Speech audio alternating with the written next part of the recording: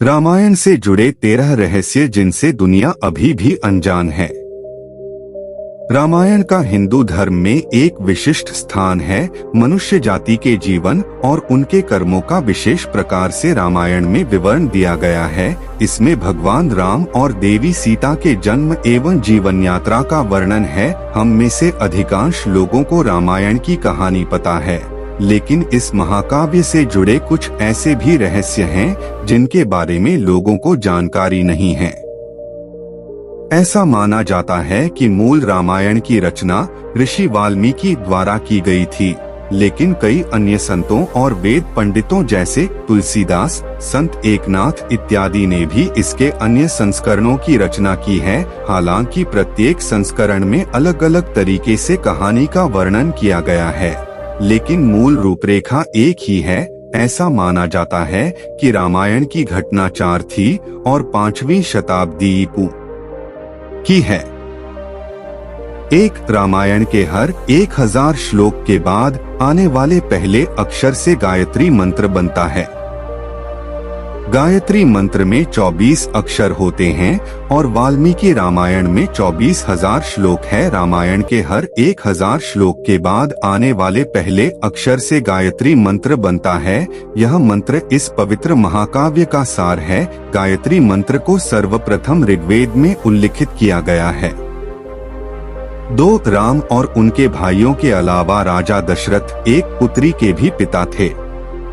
श्री राम के माता पिता एवं भाइयों के बारे में तो प्रायः सभी जानते हैं, लेकिन बहुत कम लोगों को यह मालूम है कि राम की एक बहन भी थी जिनका नाम शांता था। वे आयु में चारों भाइयों से काफी बड़ी थी। उनकी माता कौशल्या थी। ऐसी मान्यता है कि एक बार अंगदेश के राजा रोमपद और उनकी रानी वर्षिणी अयोध्या आए। उनको कोई संतान नहीं थी। बातचीत के दौरान राजा दशरथ को जब यह बात मालूम हुई तो उन्होंने कहा, मैं अपनी बेटी शांता आपको संतान के रूप में दूंगा। यह सुनकर रोमपद और वर्षिणी बहुत खुश हुए। उन्होंने बहुत स्नेह से उसका पालन पोषण किया और माता पिता के सभी कर्तव्य निभाए।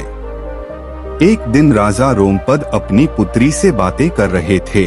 उसी समय द्वार पर एक ब्राह्मण आए और उन्होंने राजा से प्रार्थना की कि वर्षा के दिनों में वे खेतों की जुताई में राज दरबार की ओर से मदद प्रदान करे। राजा को यह सुनाई नहीं दिया और वे पुत्री के साथ बातचीत करते रहे। द्वार पर आए नागरिक की याचना न सुनने से ब्राह्मण को दुख हुआ और वे राजा रोमपद का राज्य छोड़कर चले गए। वह ब्राह्मण इंद्र के भक्त थे। अपने भक्त की ऐसी अनदेखी पर इंद्रदेव राजा रोमपद पर क्रुद्ध हुए और उन्होंने उनके राज्य में पर्याप्त वर्षा नहीं की। इससे खेतों में खड़ी फसलें मुरझाने लगी।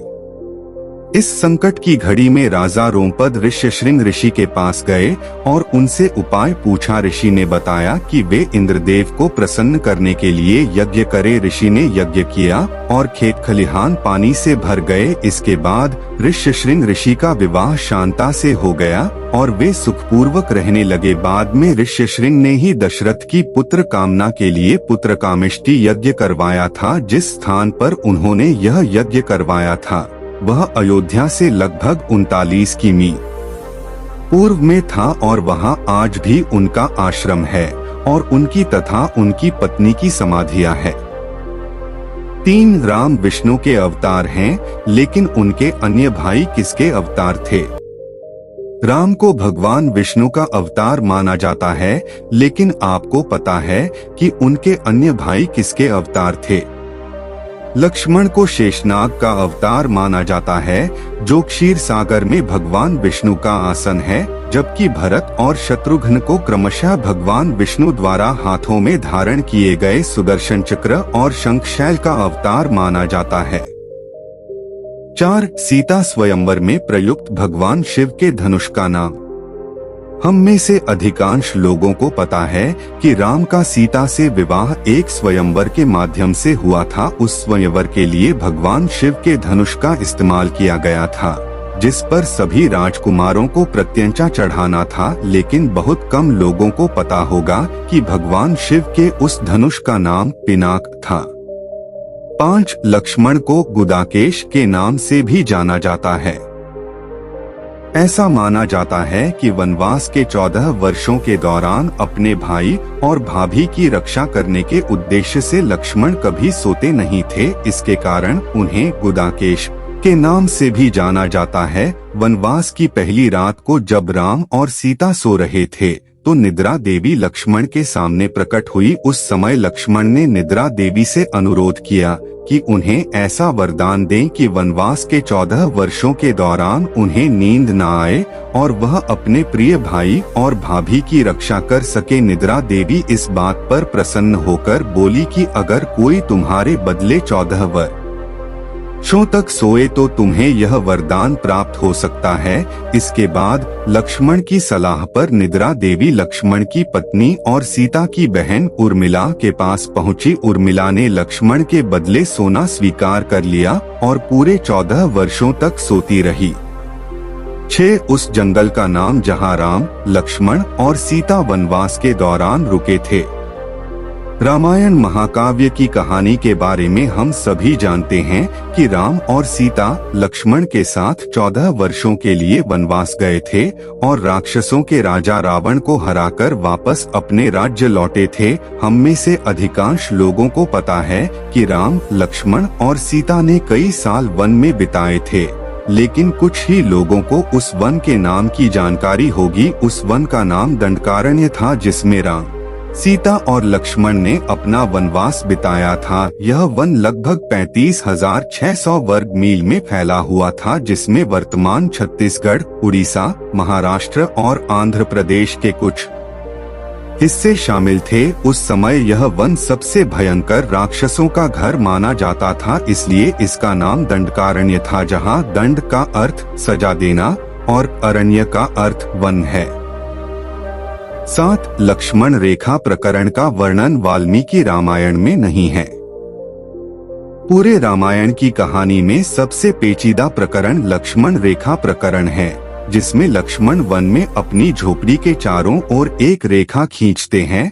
जब सीता के अनुरोध पर राम हिरण को पकड़ने और मारने की कोशिश करते हैं तो वह हिरण राक्षस मारीच का रूप ले लेता है। मरने के समय में मारीच राम की आवाज में लक्ष्मण और सीता के लिए रोता है। यह सुनकर सीता लक्ष्मण से आग्रह करती है कि वह अपने भाई की मदद के लिए जाए, क्योंकि ऐसा प्रतीत होता है कि उनके भाई किसी मुसीबत में फंस गए हैं। पहले तो लक्ष्मण सीता को अकेले जंगल में छोड़कर जाने को राजी नहीं हुए, लेकिन बार बार सीता द्वारा अनुरोध करने पर वह तैयार हो गए। इसके बाद लक्ष्मण ने झोपड़ी के चारों ओर एक रेखा खींची और सीता से अनुरोध किया कि वह रेखा के अंदर ही रहे, और यदि कोई बाहरी व्यक्ति इस रेखा को पार करने की कोशिश करेगा तो वह जलकर भस्म हो जाएगा। इस प्रकरण के संबंध में अज्ञात तथ्य यह है कि इस कहानी का वर्णन ना तो वाल्मीकि रामायण में है और ना ही रामचरितमानस में है, लेकिन रामचरितमानस के लंका कांड में इस बात का उल्लेख रावण की पत्नी मंदोदरी द्वारा किया गया है। 8 रावण एक उत्कृष्ट वीणा वादक था। रावण सभी राक्षसों का राजा था। बचपन में वह सभी लोगों से डरता था, क्योंकि उसके 10 सिर थे। भगवान शिव के प्रति उसकी दृढ़ आस्था थी। इस बात की पुख्ता जानकारी है कि रावण एक बहुत बड़ा विद्वान था और उसने वेदों का अध्ययन किया था। लेकिन क्या आपको पता है कि रावण के ध्वज में प्रतीक के रूप में वीणा होने का कारण क्या था? चूंकि रावण एक उत्कृष्ट वीणा वादक था, जिसके कारण उसके ध्वज में प्रतीक के रूप में वीणा अंकित था। हालांकि रावण इस कला को ज्यादा तवज्जो नहीं देता था, लेकिन उसे यह यंत्र बजाना पसंद था। 9 इंद्र के ईर्ष्यालु होने के कारण कुंभकर्ण को सोने का वरदान प्राप्त हुआ था।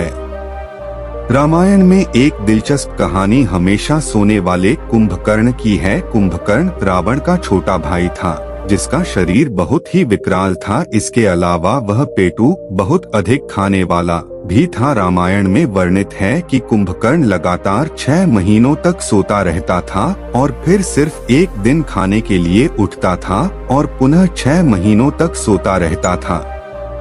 लेकिन क्या आपको पता है कि कुंभकर्ण को सोने की आदत कैसे लगी थी? एक बार एक यज्ञ की समाप्ति पर प्रजापति ब्रह्मा कुंभकर्ण के सामने प्रकट हुए और उन्होंने कुंभकर्ण से वरदान मांगने को कहा। इंद्र को इस बात से डर लगा कि कहीं कुंभकर्ण वरदान में इंद्रासन न मांग ले। अतः उन्होंने देवी सरस्वती से अनुरोध किया कि वह कुंभकर्ण की जिह्वा पर बैठ जाएं, जिससे वह इंद्रासन के बदले निद्रासन मांग ले। इस प्रकार इंद्र की ईर्ष्या की वजह से कुंभकर्ण को सोने का वरदान प्राप्त हुआ था। 10 नासा के अनुसार रामायण की कहानी और आदम का पुल एक दूसरे से जुड़े हुए हैं। रामायण की कहानी के अंतिम चरण में वर्णित है कि राम और लक्ष्मण ने वानर सेना की मदद से लंका पर विजय प्राप्त करने के लिए एक पुल का निर्माण किया था। ऐसा माना जाता है कि यह कहानी लगभग 1750 साल पहले की है। हाल ही में नासा ने पाक जलमध्य में श्रीलंका और भारत को जोड़ने वाले एक मानव निर्मित प्राचीन पुल की खोज की है और शोधकर्ताओं और पुरातत्वविदों के अनुसार इस पुल के निर्माण की अवधि रामायण महाकाव्य में वर्णित पुल के निर्माण काल से मिलती है। नासा के उपग्रहों द्वारा खोजे गए इस पुल को आदम का पुल कहा जाता है और इसकी लंबाई लगभग 30 किलोमीटर है। 11 रावण को पता था कि वह राम के हाथों मारा जाएगा। रामायण की पूरी कहानी पढ़ने के बाद हमें पता चलता है कि रावण एक क्रूर और सबसे विकराल राक्षस था, जिससे सभी लोग घृणा करते थे। जब रावण के भाइयों ने सीता के अपहरण की वजह से राम के हमले के बारे में सुना तो अपने भाई को आत्मसमर्पण करने की सलाह दी थी। यह सुनकर रावण ने आत्मसमर्पण करने से इनकार कर दिया और राम के हाथों मरकर मोक्ष पाने की इच्छा प्रकट की। उसके कहा कि अगर राम और लक्ष्मण 2 सामान्य इंसान हैं तो सीता मेरे पास ही रहेगी, क्योंकि मैं आसानी से उन दोनों को परास्त कर दूंगा, और यदि वे देवता हैं तो मैं उन दोनों के हाथों मरकर मोक्ष प्राप्त करूंगा। 12 आखिर क्यों राम ने लक्ष्मण को मृत्युदंड दिया? रामायण में वर्णित है कि श्री राम ने न चाहते हुए भी जान से प्यारे अपने छोटे भाई लक्ष्मण को मृत्युदंड दिया था। आखिर क्यों भगवान राम ने लक्ष्मण को मृत्युदंड दिया था? यह घटना उस वक्त की है जब श्री राम लंका विजय के बाद अयोध्या लौट आए थे और अयोध्या के राजा बन गए थे। एक दिन यम देवता कोई महत्वपूर्ण चर्चा करने के लिए श्री राम के पास आते हैं। चर्चा प्रारंभ करने से पूर्व उन्होंने भगवान राम से कहा कि आप मुझे वचन दें कि जब तक मेरे और आपके बीच वार्तालाप होगी हमारे बीच कोई नहीं आएगा, और जो आएगा उसे आप मृत्युदंड देंगे। इसके बाद राम लक्ष्मण को यह कहते हुए द्वारपाल नियुक्त कर देते हैं कि जब तक उनकी और यम की बात हो रही है वो किसी को भी अंदर न आने दे, अन्यथा वह उसे मृत्युदंड दे देंगे। लक्ष्मण भाई की आज्ञा मानकर द्वारपाल बनकर खड़े हो जाते हैं। लक्ष्मण को द्वारपाल बने कुछ ही समय बीतने के बाद वहां पर ऋषि दुर्वासा का आगमन होता है। जब दुर्वासा ने लक्ष्मण से अपने आगमन के बारे में राम को जानकारी देने के लिए कहा तो लक्ष्मण ने विनम्रता के साथ मना कर दिया। इस पर दुर्वासा क्रोधित हो गए तथा उन्होंने संपूर्ण अयोध्या को श्राप देने की बात कही। लक्ष्मण ने शीघ्र ही यह निश्चय कर लिया कि उनको स्वयं का बलिदान देना होगा ताकि वो नगरवासियों को ऋषि के श्राप से बचा सकें, और उन्होंने भीतर जाकर ऋषि दुर्वासा के आगमन की सूचना दी। अब श्री राम दुविधा में पड़ गए क्योंकि उन्हें अपने वचन के अनुसार लक्ष्मण को मृत्युदंड देना था। इस दुविधा की स्थिति में श्री राम ने अपने गुरु वशिष्ठ का स्मरण किया और कोई रास्ता दिखाने को कहा। गुरुदेव ने कहा कि अपनी किसी प्रिय वस्तु का त्याग उसकी मृत्यु के समान ही है, अतः तुम अपने वचन का पालन करने के लिए लक्ष्मण का त्याग कर दो। लेकिन जैसे ही लक्ष्मण ने यह सुना तो उन्होंने राम से कहा कि आप भूल कर भी मेरा त्याग नहीं करना, आपसे दूर रहने से तो यह अच्छा है कि मैं आपके वचन का पालन करते हुए मृत्यु को गले लगा लूं। ऐसा कहकर लक्ष्मण ने जल समाधि ले ली। 13 राम ने सरयू नदी में डुबकी लगाकर पृथ्वी लोक का परित्याग किया था। ऐसा माना जाता है कि जब सीता ने पृथ्वी के अंदर समाहित होकर अपने शरीर का परित्याग कर दिया तो उसके बाद राम ने सरयू नदी में जल समाधि लेकर पृथ्वी लोक का परित्याग किया था।